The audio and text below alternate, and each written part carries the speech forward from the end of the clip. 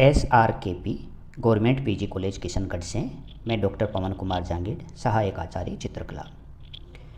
प्रिय विद्यार्थियों, हम लोग विश्व के महानतम चित्रकारों के जीवन एवं उनके कृतित्व के बारे में अध्ययन एवं चर्चा कर रहे हैं। उसी क्रम को आगे बढ़ाते हुए इससे पहले हमने उत्तर प्रभाववादी चित्रकारों के बारे में चर्चा की। आज हम उत्तर प्रभाववाद के प्रमुख चित्रकार पॉल गोगवे के बारे में चर्चा करेंगे। इससे पहले आप लोगों को मैं एक बात बता दूं कि अंग्रेजी में जो नाम है इसका, वह आप सामने देखिए स्लाइड में। ये फ्रेंच आर्टिस्ट हैं।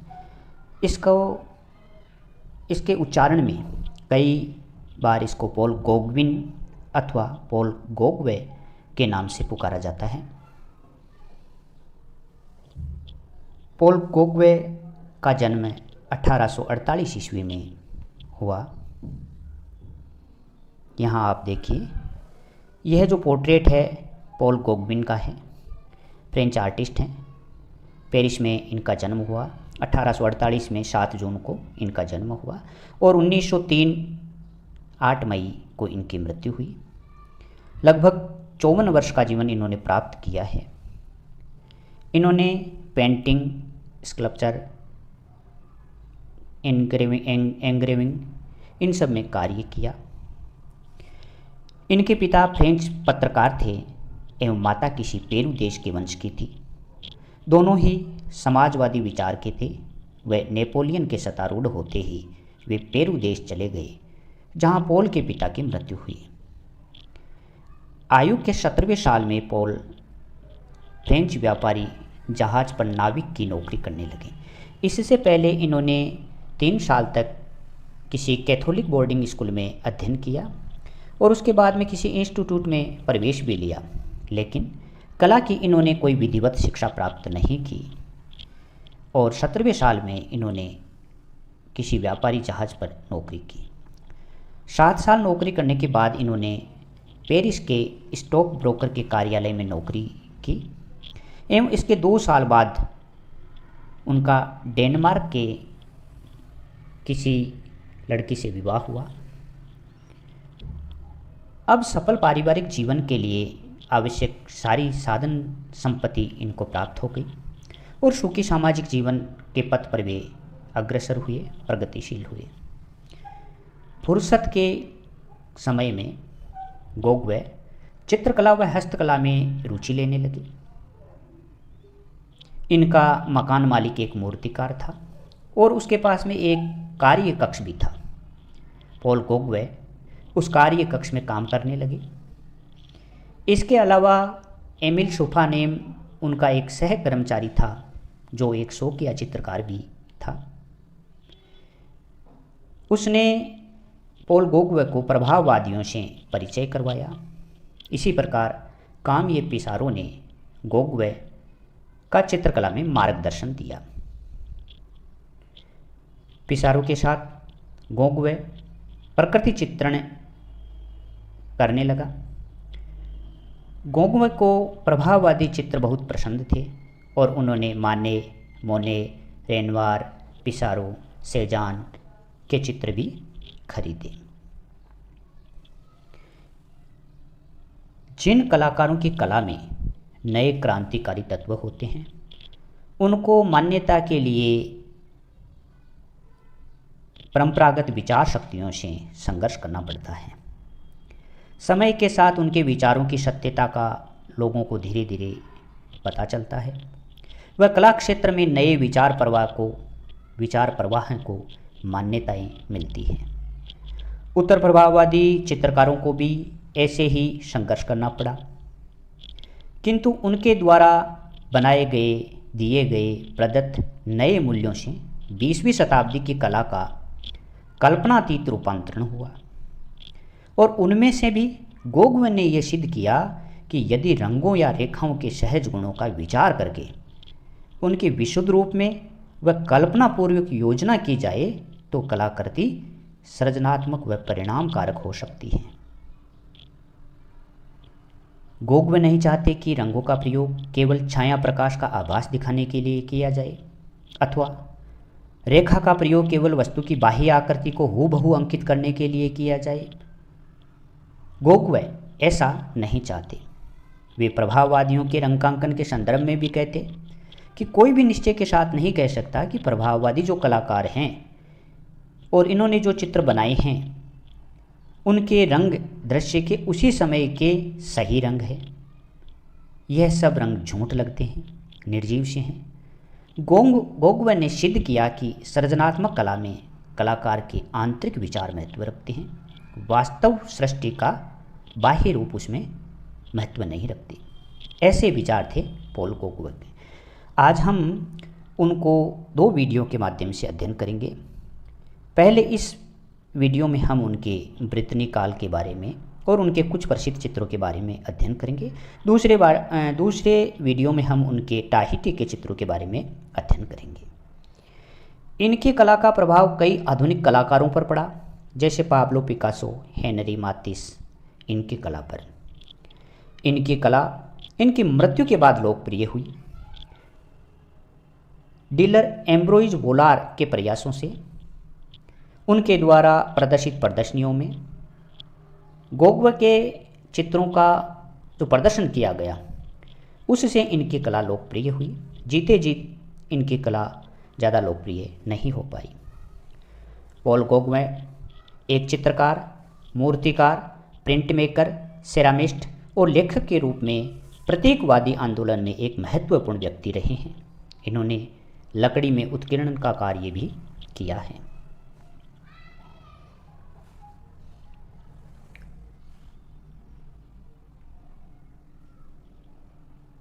1876 की राष्ट्रीय प्रदर्शनी में गोगवे का एक चित्र स्वीकृत हुआ। ये जो आप न्यूड पेंटिंग देख रहे हो, यह पॉल गोगविन ने बनाई, जो उनकी पहली पेंटिंग है। 1880 में इस पेंटिंग को पॉल गोगविन ने बनाई है। एक न्यूड महिला का चित्र है जो आप इसमें देखिए। इस चित्र को शीर्षक दिया विवस्त्र स्त्री, जिसकी कला समीक्षक यूमा ने बहुत ही प्रशंसा की और इससे प्रोत्साहित होकर गोगविन ने नौकरी छोड़ दी और सारा समय कलाकार्य में लगाने लगे, कलाकार्य में व्यस्त रहने लगे।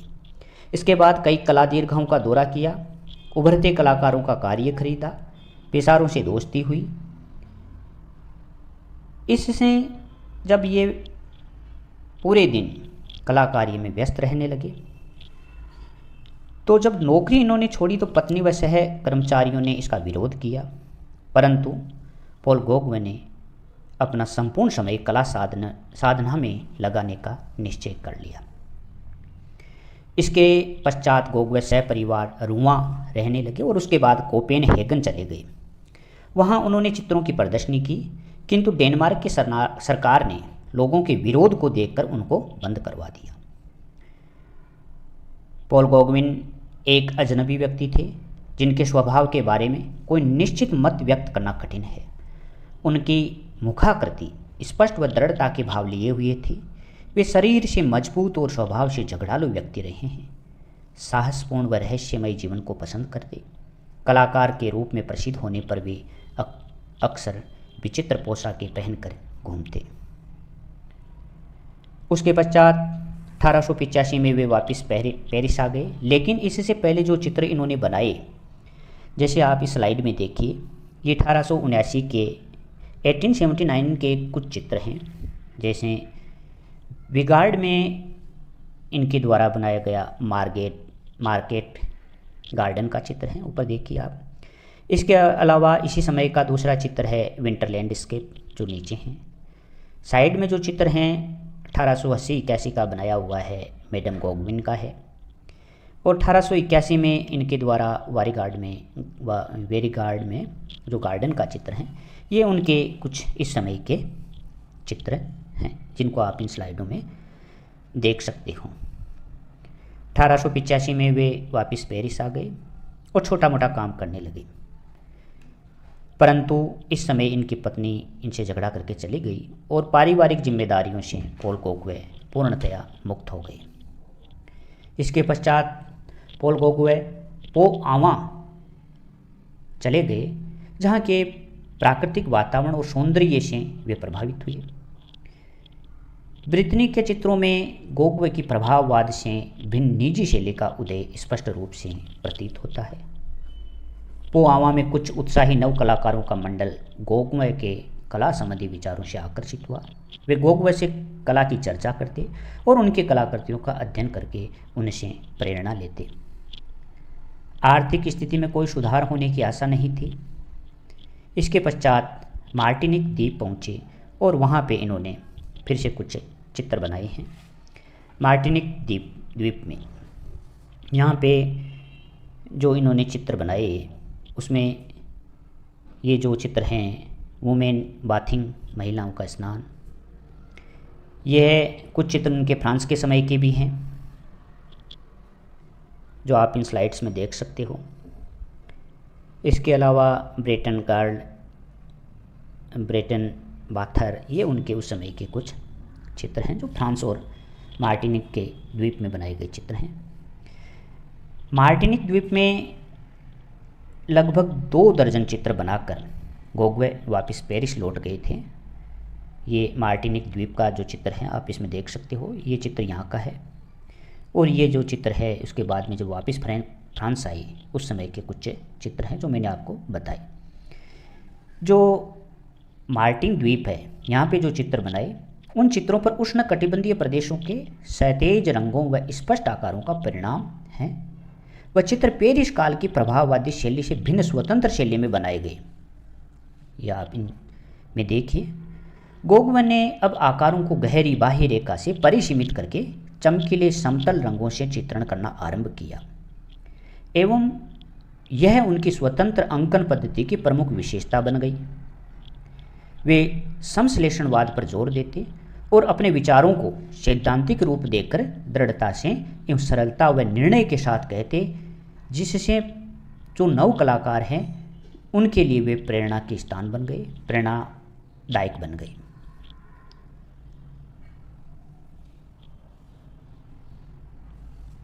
गोगवे के ब्रितनी चित्र विशुद्ध चमकीले रंगों का प्रयोग व स्पष्ट ऐंठनदार बाह्य रेखाओं के अंकन से सामर्थ्यवान बन गए। जो ब्रितनी में इन्होंने चित्र बनाए, इन चित्रों में ब्रितनी के निवासियों के असभ्य किंतु धार्मिक व निष्कपट जीवन का दर्शन है।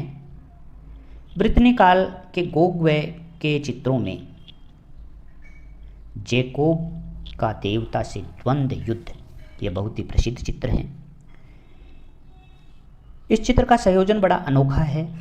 वृक्ष के तने की कर्णवत दिशा में चित्रित करके चित्र क्षेत्र को गोगवे ने 2 हिस्सों में विभाजित किया है, जिसमें से ऊपरी हिस्से में द्वंद्व युद्ध को और नीचे के हिस्से में श्रद्धा के भाव से द्वंद्व युद्ध को देखते हुए भोली ब्रितनी की स्त्रियों के जमाव को उनकी सीधी सादी पोशाक में चित्रित किया है। किसने किया? पॉल गोगवे ने। अंकन पद्धति में बाह्य रेखा युक्त अलंकारिक शैली का प्रयोग है। वह अभिव्यक्ति धार्मिकतापूर्ण है। चित्र संयोजन देगा के समान आकस्मिकता का प्रभाव लिए हुए हैं और रंगों में हरा, नीला, सफ़ेद व लाल रंग का इसमें विशुद्ध प्रयोग किया है और जहाँ तक संभव हो छाया प्रकाश का कम से कम प्रयोग इसमें किया है। गोगवे की स्वतंत्र शैली का यह आरंभिक सृजन है, चित्र है। इसके बाद 1888 में वान गो के निमंत्रण को स्वीकार करके कुछ समय के लिए वान गो के यहाँ गया, लेकिन दोनों में अनबन हो गई और वापिस ये चला आया। गोगवे व एमिल बर्नार ने अभ्यास के प्रभाव से मुक्त होकर बच्चों के समान चित्रण करने का अपना विचार घोषित किया। कुछ सीमा तक गोगवे की कला में बाल चित्रकला के गुण पाए जाते हैं, जैसे कि चमकीले विशुद्ध रंगों का प्रयोग, स्वाभाविकता की अपेक्षा आलंकारिक आयोजनों का नियोजन, नैसर्गिक अनुपात की उपेक्षा एवं वस्तु के दृश्य रूप के स्थान पर काल्पनिक सरल आकारों का प्रतीकात्मक अंकन। ऐसे गुण उसकी चित्रकला में पाए जाते हैं, परंतु इन गुणों के अतिरिक्त गोगवे की कला में जो बौद्धिक ध्येयवाद है वह बाल चित्रकला में नहीं मिलता है। गोगवे हमेशा अपने ध्येय की पूर्ति के लिए अनुकूल वातावरण को पसंद करते और ऐसे निसर्गरम्य व कृत्रिम सभ्यता के बंधनों से मुक्त वातावरण को देखकर ही उन्होंने ब्रितनी को अपना निवास स्थान बनाया। वान गो ने प्रभाववादियों की दृश्यों को प्रत्यक्ष देखकर चित्रित करने की नीति की निंदा की और उन्होंने लिखा कि आँख के समीप जो वस्तु है उसकी वे खोज कर रहे हैं, विचार के गूढ़ केंद्र में जो हैं उसको वे नहीं देख पा रहे हैं, वे कल के पदारूढ़ चित्रकार हैं। प्रतीकवाद के मुख्य सिद्धांत के अनुसार कल्पना को कलाकृति में साकार करना कलाकार का मुख्य कार्य है। गोगवे की कला पर यह परिभाषा पूर्ण रूप से लागू होती है। उन्होंने टाहिटी के चित्रों में आदिम स्त्री की जो आंखों में छिपे हुए रहस्य व मानवीय जीवन के कूट प्रश्न को दृश्य रूप में दर्शकों के सामने रखा, बहुत ही अद्भुत है। टाहिटी के चित्रों के बारे में हम बाद में चर्चा करेंगे। सहज ज्ञान पर निर्भर रहकर सर्जन करने का प्रयत्न व रोमांसवादी प्रवृत्ति के बीच द्वंद्व होने से गोगवे की कला में नोवो कला के तत्व दिखाई देते हैं। गोगवे का नोवो कला से प्रत्यक्ष कोई संबंध नहीं था, किंतु नोवो कलाकारों ने शोरा, सिन्याक, वान गो, तुलुज लौत्रेक व गोगवे की कला से प्रभावित होकर उनके चित्रों को बेल्जियम में प्रदर्शित किया था, जिससे उनकी कला को काफ़ी पथ प्रदर्शन भी हुआ। गोगवे की कला का जैसे विकास होता गया वैसे ही उसमें सर्पगति रेखाएं व वक्रतापूर्ण काल्पनिक आकारों का दर्शन बढ़ता गया, जिससे उसको अलंकारित्व के साथ साथ जैविक सामर्थ्य भी प्राप्त हुआ। संश्लेषणवादियों की एक प्रदर्शनी आयोजित हुई और उसमें तरुण कलाकारों को गोगवे के सिद्धांतों का अधिक अध्ययन करने को मौका मिला। गोगवे ने संश्लेषणवादी चित्रकारों से अपना संबंध शीघ्र ही तोड़ लिया, क्योंकि वे अपनी कला को किसी वाद से सीमित नहीं रखना चाहते थे। वे कहते, मैं किसी शैली या सिद्धांत के बंधन का विरोधी हूँ। यह एक प्रकार से अपने पड़ोसी का अनुकरण करने के समान होगा।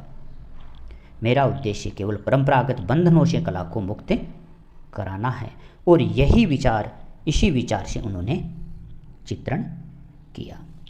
गोगवे व एमिल बर्नार मध्ययुगीन रंगीन कांच चित्रों से प्रभावित थे एवं अपने चित्रों से कांच चित्रों के समान चमकीली रंग संगति का प्रभाव दिखाने के उद्देश्य से वे विशुद्ध रंगों का विस्तृत क्षेत्रों में प्रयोग करते, जो आप इन चित्रों में देख सकते हो। जापानी चित्रकला के प्रभाव से गोगवे वस्तु के आकारों को बाह्य रेखा से अंकित करने लगे। समकालीन फ्रेंच चित्रकारों में जापानवाद प्रिय हुआ था। जापानी छाप चित्रों व मध्ययुगीन कांच चित्रों के समन्वय से गोगवे की शैली को नया रूप मिला। वे कहते, रेखा में रंगों का सामर्थ्य है। कौन कहते? पॉल गोगवे। चित्र में वस्तु का हूबहू सादृश्य दिखाने की निंदा करते हुए उन्होंने लिखा कि कला का कार्य मूल तत्वों का पृथक्करण करना है। वे प्राकृतिक रूप का विचार नहीं करते, बल्कि अपनी कल्पना को साकार करने के उद्देश्य से पट के सम्मुख चिंतन करते। उनका जो ये चित्र हैं, आलिव के बगीचे में ईशा चित्र के बारे में उन्होंने लिखा, इस चित्र में वस्तु निरपेक्ष उदासीनता है, वह उदासीनता मेरे सृजन की आत्मा है। वे पुनः पुनः कहते, आकारों व रंगों में विचारों को जागृत करने का कितना आश्चर्यजनक सामर्थ्य है। यह बात पॉल गोगवे ने कही। गोगवे को विश्वास था कि चित्रकला को संगीत के समान रूप प्राप्त होता जा रहा है। उनका मत था कि संगीत की भांति चित्रकला वास्तविकता से इंद्रिय अनुभूति को पृथक करके विशुद्ध वस्तु निरपेक्ष रूप का दर्शन कराकर आत्मा पर प्रभाव डालती है। रंग संगतियों की स्वर रचनाओं से घनिष्ठ समानता है, ऐसा विचार उनका था। इसी प्रकार उन्होंने एक बहुत ही महत्वपूर्ण चित्र बनाया, पीला ईसा, येलो क्राइस्ट, जो आप इसमें देखिए इस चित्र में। उनका यह चित्र विशेष प्रसिद्ध है। इस चित्र पर प्राचीन रोमनस्क शैली का प्रभाव है। खेत में खड़े किए क्रोश पर ईसा की पीली आकृति को एवं इनके आसपास उनको अभिवादन करते हुए भक्त स्त्रीगण को पॉल गोगवे ने इसमें चित्रित किया है। घनत्व का परिणाम दिखाने के बजाय समतल आकारों को बाह्य रेखा से स्पष्ट किया है।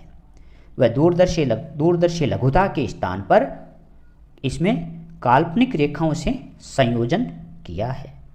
गोगवे के कहे अनुसार पीला ईसा में उन्होंने ग्रामीण लोगों की सीधी सादी निष्कपट किंतु कट्टर धर्म भावना को व्यक्त किया है।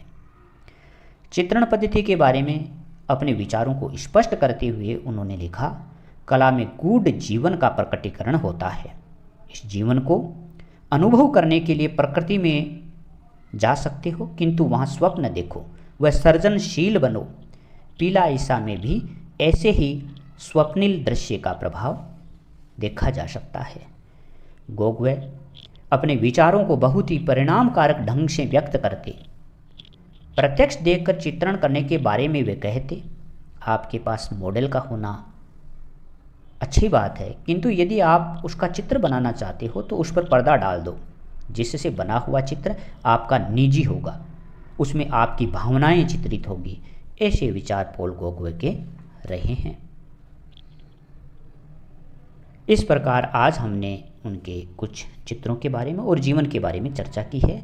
जैसे उनका ये प्रसिद्ध चित्र हैं, ये शुरू में बनाई गई पेंटिंग है, न्यूड महिला का चित्र है, और यह भी 1879, 80, 81 के कुछ चित्र हैं जिनके बारे में हमने चर्चा की। यह है जैकोब का देवता से द्वंद्व युद्ध, उनका प्रसिद्ध चित्र है जिसके बारे में चर्चा कर चुके। यह आलिव के बगीचे में ईसा भी उनका महत्वपूर्ण चित्र है, और इसी प्रकार ये पीला ईसा उनके कुछ प्रसिद्ध चित्र हैं। अगले वीडियो में हम उनके टाहिटी में बनाए गए चित्रण या चित्रों के बारे में चर्चा करेंगे। धन्यवाद।